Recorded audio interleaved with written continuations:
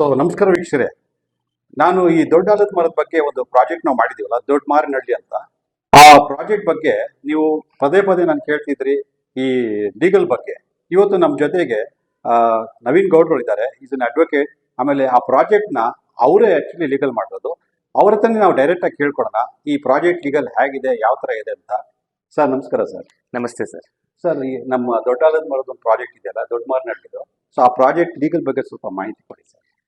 ತುಂಬಾನೇ ಖುಷಿ ಆಗ್ತಾ ಇದೆ, ಯಾಕೆಂದ್ರೆ ಈ ಮಾರ್ಕೆಟಿಂಗು ಅಥವಾ ಸೆಲ್ಲಿಂಗ್ ಅಂತ ಬಂದಾಗ ಗ್ರಾಹಕರಿಗೆ ಬೇಕಾಗಿರುವಂತದ್ದು ಅವರು ಖರೀದಿ ಮಾಡ್ತಿರ್ತಕ್ಕಂಥ ನಿವೇಶನಗಳ ಬಗ್ಗೆ ಕಾನೂನಿನ ಮಾಹಿತಿ ಬೇಕಾಗ್ತದೆ.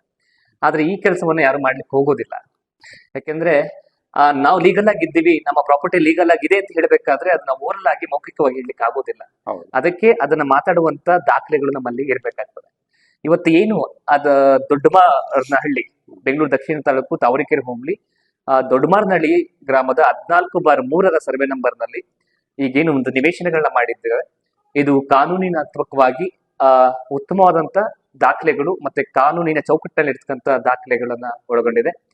ಹಾಗೇನೆ ಈ ಒಂದು ಸದರಿ ಜಮೀನು, ನಿವೇಶನ ಸಿದ್ಧವಾಗಿರ್ತಕ್ಕಂಥ ಜಮೀನು ಕರ್ನಾಟಕ ಭೂ ಸುಧಾರಣೆ ಅಧಿನಿಯಮ 1964 ಕಾಲಂ 95/2 ಮಾಸ್ಟರ್ ಪ್ಲಾನ್ ನಲ್ಲಿ ಸದರಿ ಜಮೀನನ್ನ ಲೇಔಟ್ ರೆಸಿಡೆನ್ಷಿಯಲ್ಗಾಗಿ ಒಂದು ಅನುಮತಿಯನ್ನ ನೀಡಲಾಗಿದೆ. ಇದನ್ನ ನಾವು DC ಕನ್ವರ್ಷನ್ ಲ್ಯಾಂಡ್ ಅಂತ ಕೂಡ ಕರಿತೀವಿ.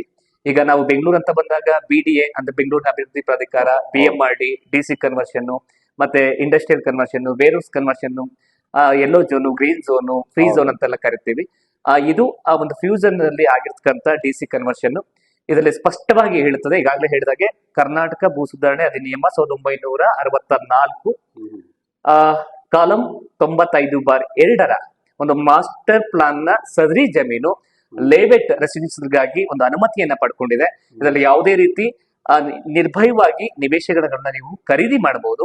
ಇನ್ನೊಂದು ಬಹಳ ಮುಖ್ಯವಾಗಿ, ಯಾವುದೇ ಒಂದು ಕೋಪರೇಟಿವ್ ಬ್ಯಾಂಕ್ಗಳು DC ಕನ್ವರ್ಷನ್ ಇರ್ತಕ್ಕಂಥ ಒಂದು ನಿವೇಶನಗಳಿಗೆ ಆದಷ್ಟು ಸುಲಭವಾಗಿ ನಿಮ್ಮ ಸಿಬಿಲ್ ಸ್ಕೋರು ಮತ್ತೆಲ್ಲ ಚೆನ್ನಾಗಿದ್ರೆ ಲೋನ್ ಕೂಡ ಕೊಡ್ತಾರೆ. ನೀವು ಲೈಫ್ ನಲ್ಲಿ ನಮ್ಮ ಜೀವನದಲ್ಲಿ ಒಂದು ನಿವೇಶನವನ್ನ ಖರೀದಿ ಮಾಡಬೇಕು ಅಂತ ಅನ್ಕೊಂಡಿರುವಂತವ್ರಿಗೆ ಇದೊಂದು ಸದಾವಕಾಶ.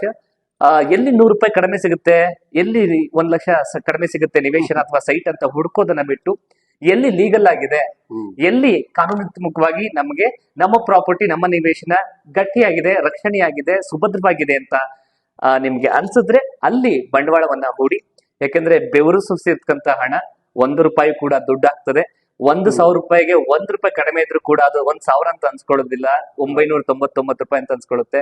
ನಿಮ್ಮ ಬೆವರಿನ ಹಣವನ್ನ ಆದಷ್ಟು ಬ್ಲೈಂಡ್ ಆಗಿ ಇನ್ವೆಸ್ಟ್ ಮಾಡ್ದಾನೆ, ನಾನೇನ್ ಲೀಗಲ್ ಒಪಿನಿಯನ್ ಹೇಳಿದ್ದೀನಿ, ಈ ಒಂದು ನಿವೇಶನ ಬಗ್ಗೆ ತಿಳಿಸಿದ್ದೀನಿ, ಅದನ್ನ ಮತ್ತೊಂದು ಸಲ ನಿಮ್ಮ ಲೀಗಲ್ ಅಡ್ವೈಸರ್ ಯಾರಾದ್ರೂ ಇದ್ರೆ, ವಕೀಲರಿದ್ರೆ ಅವ್ರ ಹತ್ರ ನೀವು ತಿಳ್ಕೊಂಡು ನಿರ್ಭಯವಾಗಿ ಈ ಒಂದು ನಮ್ಮ RN ಪ್ರಾಪರ್ಟೀಸ್ ಏನಿದೆ ಇದರ ಮೇಲೆ ಭರವಸೆ ಇಟ್ಟು ನೀವು ಹಣವನ್ನ ಹೂಡಿ ನಿವೇಶನವನ್ನ ಖರೀದಿಸಬಹುದು, ನಿಮ್ಮ ಕನಸನ್ನ ನನಸು ಮಾಡ್ಕೋಬಹುದು.